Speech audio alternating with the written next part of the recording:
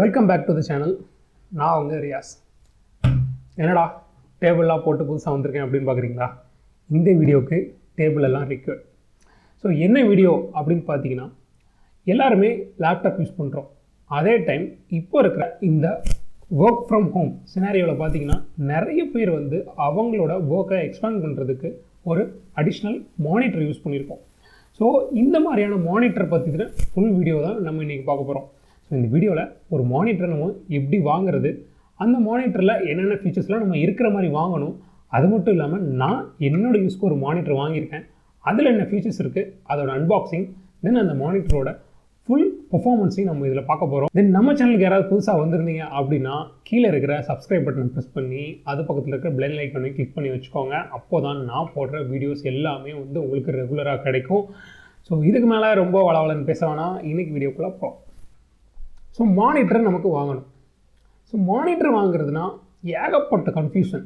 இது வாங்கணுமா, அது வாங்கணுமா, இந்த ஸ்க்ரீன் சைஸ் வாங்கணுமா, அந்த ஸ்க்ரீன் சைஸ் வாங்கணுமா, இது நமக்கு சப்போர்ட் ஆகுமா, அது நமக்கு சப்போர்ட் ஆகுமான்னு ஏகப்பட்ட கன்ஃபியூஷன்ஸ் இருக்கும்.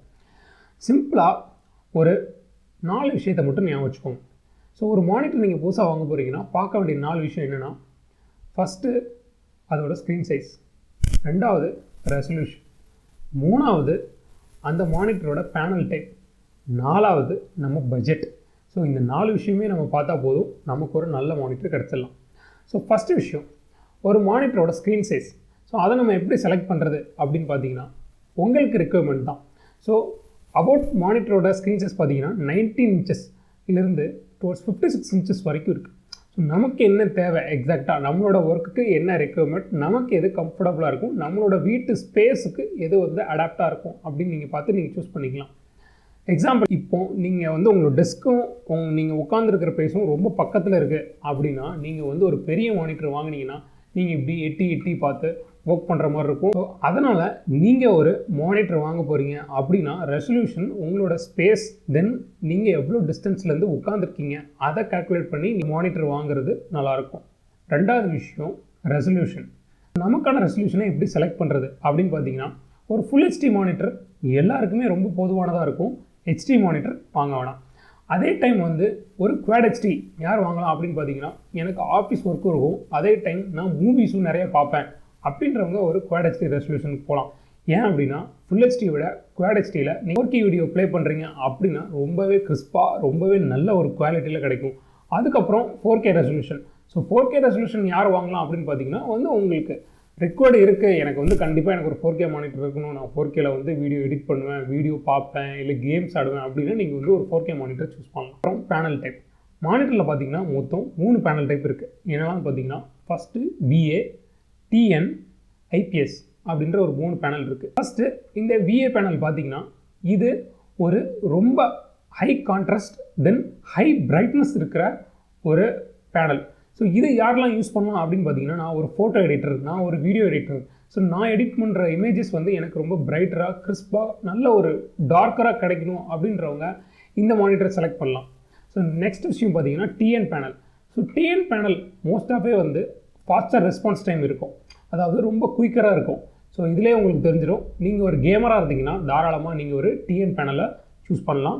TN பேனல் IPS பேனலை விட உங்களுக்கு ரேட் கம்மியாகவே கிடைக்கும். ஸோ 3வது விஷயம் பார்த்தீங்கன்னா, நான் சொன்ன IPS பேனல்.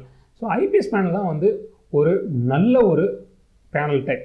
அதாவது உங்களுக்கு கலரோட ரேஷியோவாக இருக்கட்டும், அதே டைம் வந்து ரெஸ்பான்ஸ் டைமாக இருக்கட்டும், தென் அந்த பிக்சர் குவாலிட்டியாக இருக்கட்டும், எல்லாமே பார்த்தீங்கன்னா வந்து உங்களுக்கு IPS பேனலில் தான் ரொம்ப ரொம்ப தெளிவாகவே கிடைக்கும்.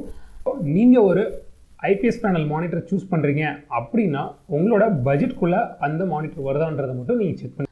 ஸோ இப்படி தான் நம்ம வந்து ஒரு மானிட்டரை சூஸ் பண்ணணும். ஸோ இதில் பட்ஜெட் அப்படின்றத நம்ம என்றைக்குமே ஃபிக்ஸ் பண்ண முடியாது. ஸோ நம்மளோட தேவைக்கு தகுந்தாப்பில் என்ன பட்ஜெட்டில் எவ்வளோ கம்மியான மானிட்டர் இருக்கோ நம்ம அதை பார்த்து தான் வாங்கணும். ஸோ இன்கேஸ் உங்களுக்கு எனக்கு இந்த பட்ஜெட்டில் எது பெஸ்ட்டான மானிட்டர் அப்படின்னு எனக்கு தெரியல, ரொம்ப கன்ஃபியூஸ்டாக இருக்குது அப்படின்னா கீழே கமெண்ட் பண்ணுங்கள். இன்கேஸ் உங்களுக்கு தேவைன்னா அதை பற்றின ஒரு ஃபுல் வீடியோவும் நம்ம சேனல்லே பண்ணியிருக்கேன். நான் உங்ககிட்ட ஆல்ரெடி சொல்லியிருந்தேன் என்னோட பர்சனல் யூஸ்க்கு நான் ஒரு மானிட்டர் வாங்கியிருக்கேன் அப்படின்னு. ஸோ அதோட ஃபீச்சர்ஸ், அன்பாக்சிங், பர்ஃபார்மன்ஸை பார்த்துடலாம். என்னோட பர்சனல் யூஸ்க்கும் தென் என்னோட சேனலுக்கும் சேர்த்து நான் வாங்கியிருக்க மானிட்டர் தான் இந்த ஏசரோட VG27. ஸோ இந்த மானிட்டரோட நான் சொன்ன அந்த 4 ஆஸ்பெக்ட்ஸ் என்னெல்லாம் இருக்குது அப்படின்னு பார்த்தீங்கன்னா, ஃபஸ்ட்டு இது ஒரு 27 இன்ச்சஸ் மானிட்டர். அதுக்கப்புறம் இதோட பேனல் டைப் பார்த்தீங்கன்னா உங்களுக்கு ஐபிஎஸ் பேனல். இன்னொரு முக்கியமான விஷயம் என்னென்னா, இது ஒரு கேமிங் மானிட்டர். ஸோ யூஸ்வலாக நம்ம கேமிங் மானிட்டர் அப்படின்னாலே நம்ம பார்க்க வேண்டிய இன்னொரு விஷயம் என்னென்னா ரெஃப்ரெஷ் ரேட். 165 Hz ரெஃப்ரெஷ் ரேட்டில் வரக்கூடிய மானிட்டர். தென் ஐபிஎஸ் பேனலாகவே இருந்தாலும் இது ஒரு 0.5 மில்லிசெகண்ட் ரெஸ்பான்ஸ் டைம் இருக்கிற மானிட்டர். அது மட்டும் இல்லாமல் இந்த மானிட்டரில் ஏஎம்டியோட ஃப்ரீ சிங்க், தென் வந்து 99% எஸ்ஆர்ஜிபி, மெட்டல் ஸ்டாண்டு அப்படின்ற ஏகப்பட்ட ஃபீச்சர்ஸ் இருக்குது. அது மட்டும் இல்லாமல் இன்னொரு முக்கியமான விஷயம் என்னென்னு பார்த்தீங்கன்னா, இந்த மானிட்டரில் நமக்கு பில்ட்-இன் ஸ்டீரியோ ஸ்பீக்கரும் வருது. ஸோ இதுதான் இந்த மானிட்டரோட ஃபுல் ஸ்பெசிஃபிகேஷன். தென் இந்த மானிட்டரை நம்ம அன்பாக்ஸ் பண்ணி பார்த்துடலாம். அவுட் ஆஃப் த பாக்ஸ் நம்ம பார்த்தோம் அப்படின்னா, இதில் நமக்கு ஒரு எப்போ கொடுக்குற ஒரு யூசர் மேனுவல் கொடுத்துருக்காங்க. தென் ஒரு HDMI கேபிள் கொடுத்துருக்காங்க. அதுக்கப்புறம் பவர் கேபிள் கொடுத்துருக்காங்க. இந்த பவர் கேபிளில் நமக்கு ஒரு ஆப்பும் கொடுத்துருக்காங்க. இது பார்த்திங்கன்னா ஒரு 16 ஆம்ப் கனெக்டர், அதாவது கிரைண்டர் பின் அப்படின்னு சொல்லுவோம் நம்ம. ஸோ அவ்வளோ பெரிய ஒரு பின் கொடுத்துருக்காங்க. ஸோ இது நம்ம கனெக்ட் பண்ணணும்னா இதுக்கு ஒரு மாற்று கேபிள் வாங்க தான் செய்யணும், வேறு ஒரு கேபிள். சரி, ஓகே. அதுக்கப்புறம் நமக்கு ஒரு குட்டியாக ஒரு ஸ்டாண்ட் ஒன்று கொடுத்துருக்காங்க டுவர்ட்ஸ் மானிட்டர் கனெக்ட் பண்ணுறதுக்கு. தென் ஒரு பெரிய ஒரு ரெட் அண்ட் ப்ளூ கலரில் அந்த நைட்ரோ தீமில் ஒரு ஸ்டாண்டை கொடுத்துருக்காங்க. ஸோ ஃபஸ்ட்டு இது நம்ம ஃபிக்ஸ் பண்ணுவோம்.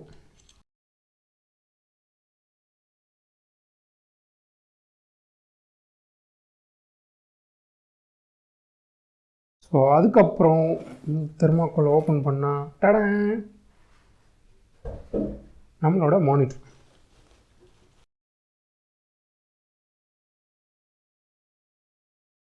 ஸோ மானிட்டர் நமக்கு ஃபுல் அண்ட் ஃபுல் வந்து பார்த்திங்கன்னா எங்கேயுமே வந்து பெசல்ஸ் இல்லாமல் நீட்டாக கொடுத்துருக்காங்க. தென் மானிட்டரோட பேக் சைடில் பார்த்திங்கன்னா உங்களுக்கு அந்த வி ஷேப் கொடுத்துருக்காங்க. தென் 2 HDMI போர்ட் கொடுத்துருக்காங்க, ஒரு டிஸ்பிளே போர்ட் கொடுத்துருக்காங்க, ஒரு ஹெட்ஃபோன் அவுட் கொடுத்துருக்காங்க. தென் அந்த யூஷுவல் பவர் அடாப்டர் கொடுத்துருக்காங்க. ஸோ நம்ம இப்போ இதோட ஸ்டாண்டை நம்ம வந்து இதில் மாட்டிடலாம்.